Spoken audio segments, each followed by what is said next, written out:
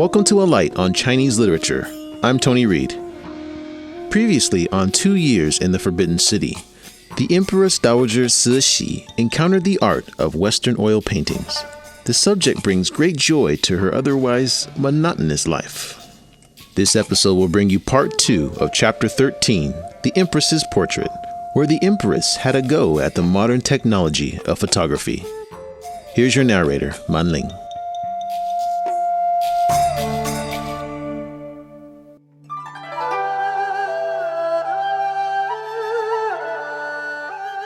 The day after our arrival at the Summer Palace, Her Majesty said that we had better prepare everything for the audience to receive the lady artist, Miss Carol. She told the chief eunuch to issue orders to all the other eunuchs not to speak to Miss Carol, but simply be polite as occasion required. We court ladies received similar orders. Also, that we were not to address Her Majesty while Miss Carol was present. The Emperor received similar instructions. Her Majesty gave orders to have the gardens of Prince Chun's palace ready. She then said to us, "I trust you 3 to look after this lady artist. I have already given orders for food to be supplied by the Waiwupu. The only thing that I have been worried about is that I have no foreign food here for Miss Carol." She ordered us to have our stove taken over to Prince Chun's palace in case Miss Carol desired something cooked. She said, "I know it would be very hard for you to take her to the palace each morning and return with her at night, besides having to watch her all day long. But I know you do not mind. You are doing all this for me." After a while, she smiled and said, "How selfish of me. I order you to bring all your things to this place, but what is your father going to do? The best thing will be to ask your father to come and live in the same place. The country air might benefit him." We kowtowed and thanked Her Majesty, as this was a special favor, no official nor anyone else having been allowed to live in Prince Chun's palace previously. We all were very pleased. I could now see my father every day. Hitherto, we had only been able to see him about once a month, and then only by asking special leave. The next day, Her Majesty sent us to Prince Chun's palace to make all necessary arrangements for Miss Carol's stay. This palace of Prince Chun's was a magnificent place. All the smaller dwellings were quite separate from each other, not in one large building, as was the custom. There was a small lake in the grounds, and lovely little paths to walk along, exactly like the Empress Dowager's summer palace, but of course on a much smaller scale. We selected one of these small dwellings, or summer houses, for the use of Miss Carol during her stay, and had it fitted up nicely to make her as comfortable as possible. We ourselves were to occupy the next house to Miss Carol in order that we might always be on hand, and at the same time keep a good eye on her. We returned to the summer palace the same evening and told Her Majesty just how everything had been arranged.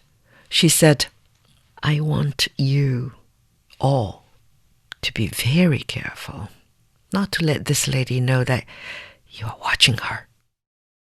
She seemed very anxious about this, repeating these instructions for several days prior to Miss Carol's arrival.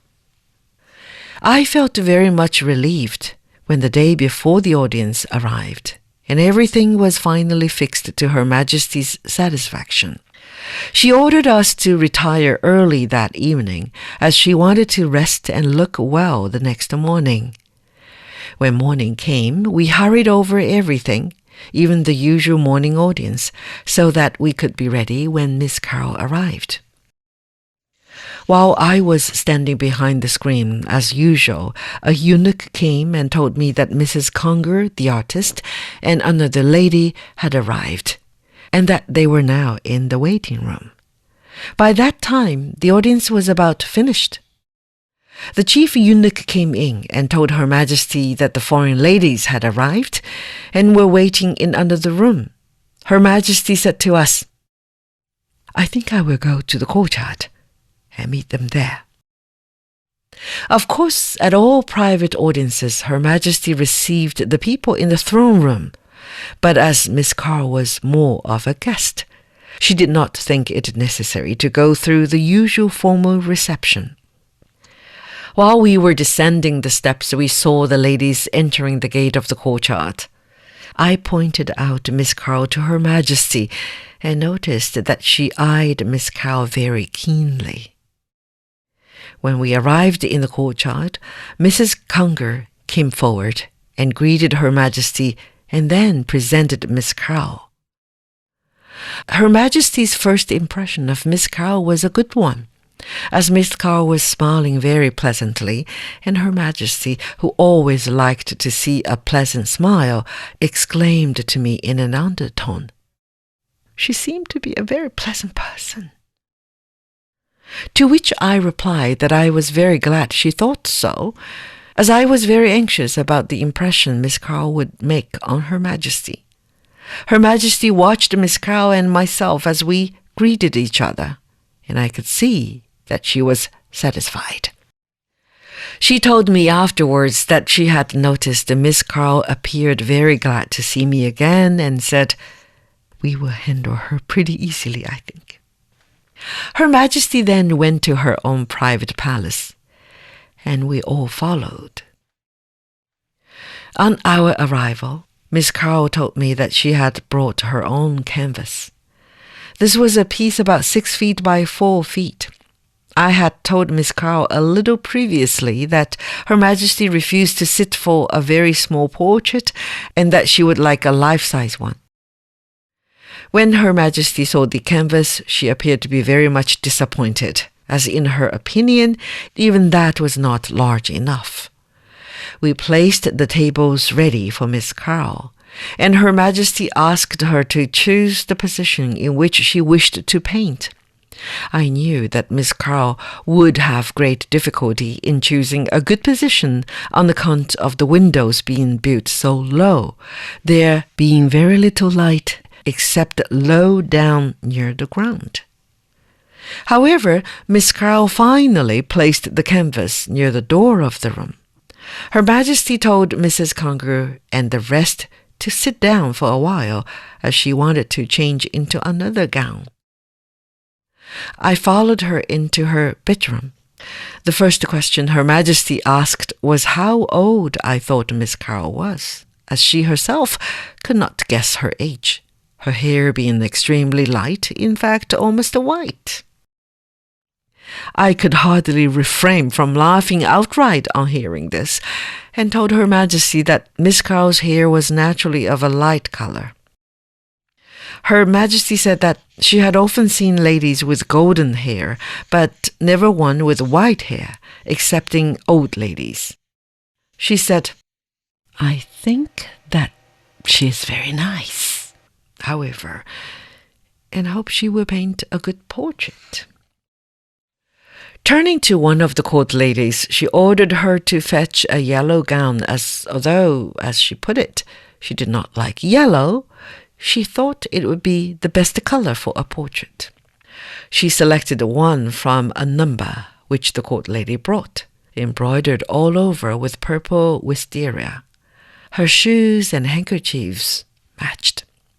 She also wore a blue silk scarf, embroidered with the character, "Show, long life." Each character had a pearl in the center. She wore a pair of jade bracelets and also jade nail protectors. In addition, she wore jade butterflies and a tassel on one side of her headdress, and, as usual, fresh flowers on the other side. Her Majesty certainly did look beautiful on that occasion. By the time she came out from her room, Miss Carl had everything prepared. When she saw how Her Majesty was dressed, she exclaimed, "How beautiful Her Majesty looks in this dress," which remark I interpreted to Her Majesty, and it pleased her very much. She seated herself on her throne, ready to pose for the picture. She just sat down in an ordinary, easy position, placing one hand on the cushion. Miss Carl explained, "That is an excellent position, as it is so natural. Please do not move." I told Her Majesty what Miss Carl said, and she asked me whether she looked all right or not. If not, she would change her position. I assured her that she looked very grand in that position. However, she asked the opinion of the young Empress and some of the court ladies, who all agreed that she could not look better. I could see that they never looked at Her Majesty at all. They were too much interested in what Miss Carl was doing. When Miss Carl commenced to make the rough sketch of Her Majesty, everyone watched with open mouth, as they had never seen anything done so easily and so naturally.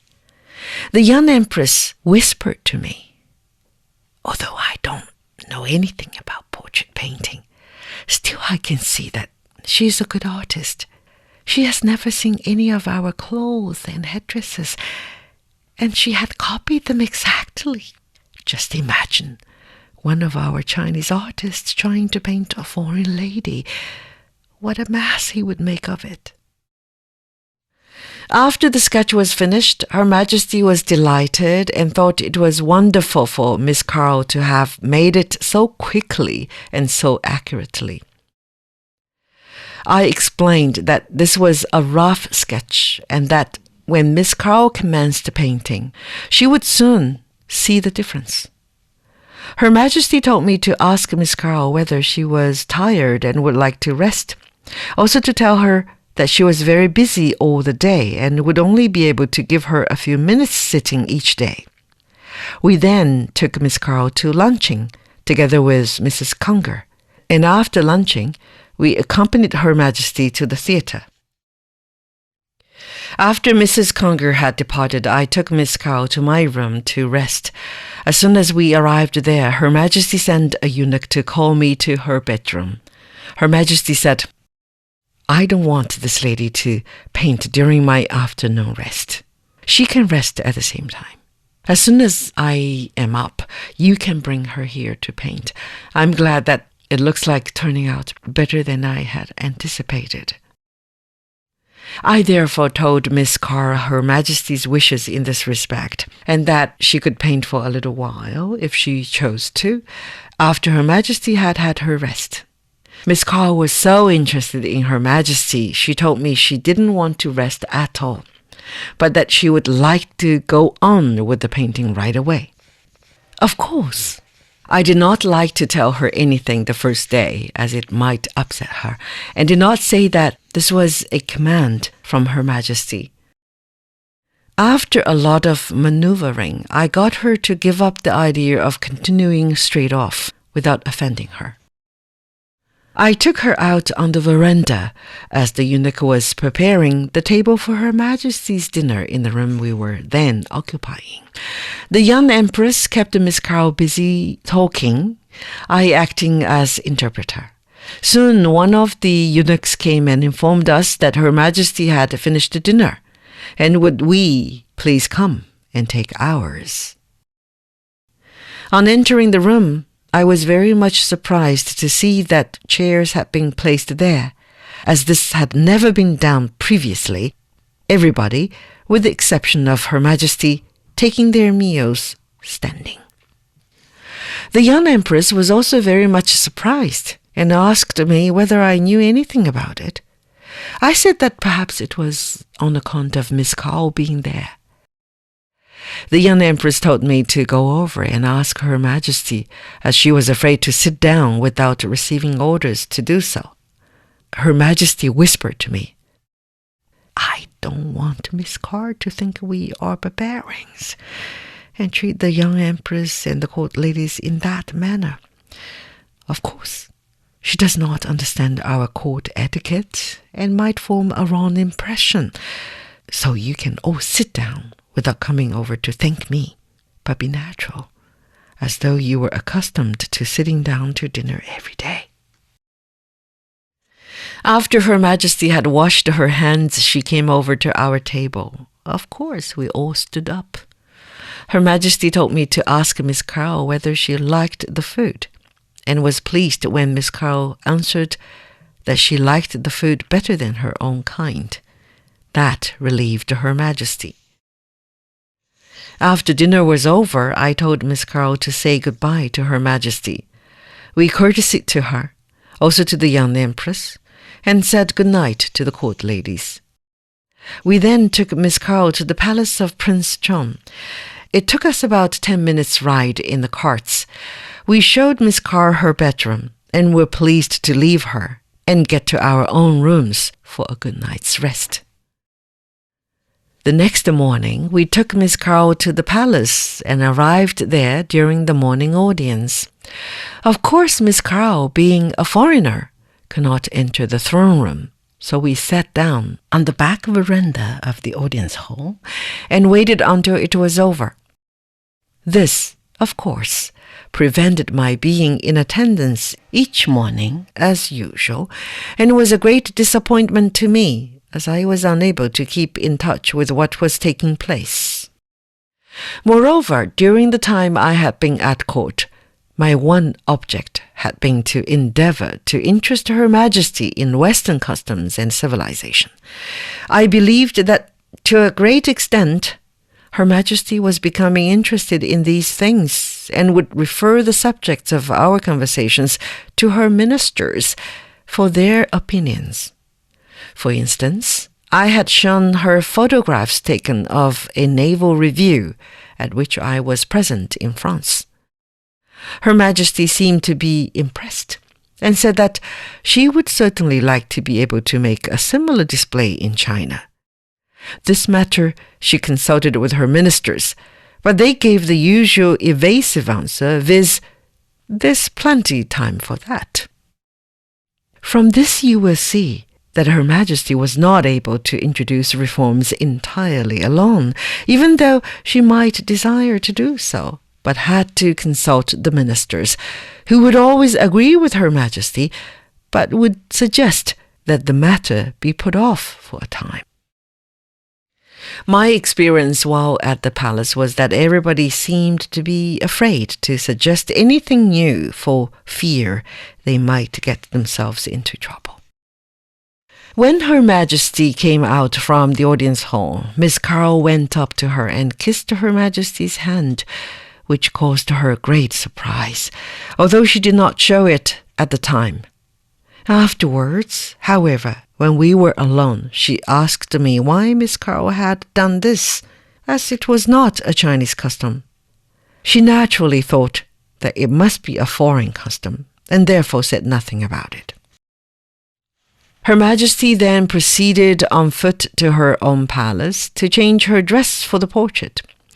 It was a beautiful morning, and when she had posed for about 10 minutes, she told me that she felt too tired to proceed, and asked if it would be all right to ask Miss Carl to postpone it.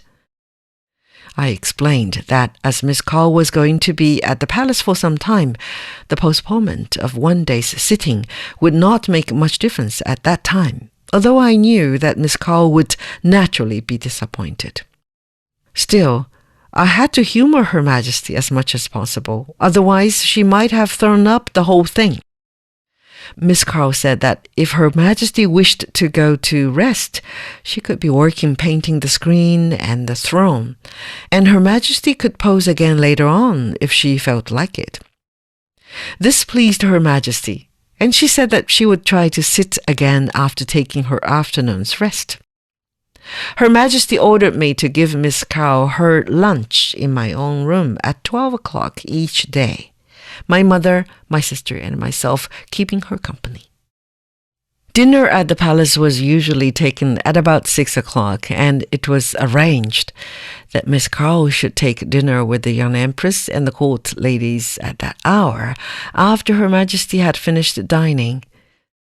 Her Majesty also ordered that champagne or any other wine which Miss Kao preferred should be served, as she said she knew it was the custom for all foreign ladies to take wine with their meals. Where she got hold of this idea, nobody knew. I was sure that Her Majesty had been misinformed by somebody, but it would have been bad policy to have tried to tell her different at the moment.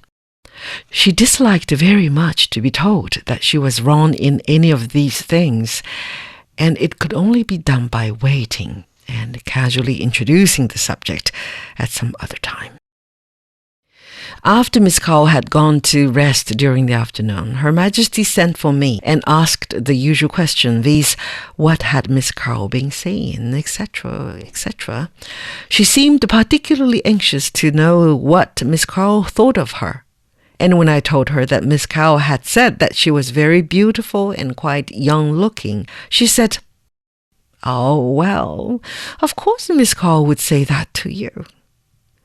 However, on my assuring her that Miss Kao had given this opinion without being asked for it, she showed very plainly that she was not at all displeased with the compliment. Suddenly Her Majesty said, "I have been thinking that if Miss Kao can paint the screen and the throne, surely she ought to be able to paint my clothes and jewels without it being necessary for me to pose all the time." I told her that would be quite impossible, as nobody could hold the things for Miss Kao to get the proper effect. To my surprise, she answered, "Well, that is easily gotten over. You wear them in my place." I hardly knew what to say, but thought I would get out of the difficulty by telling her that perhaps Miss Kao would not like such an arrangement. Her Majesty, however, could see no possible objection on Miss Kao's part, as she herself could pose when the time came for painting her face. So I put the matter as nicely as possible to Miss Kao, and it was finally arranged that I should dress in Her Majesty's robes and jewels whenever Her Majesty felt too tired to do the posing herself. In this manner, the portrait of the Empress Dowager was painted, and with the exception of just a few hours to enable Miss Kao to get Her Majesty's facial expression, I had to sit for 2 hours each morning and for another 2 hours each afternoon until the portrait was finished.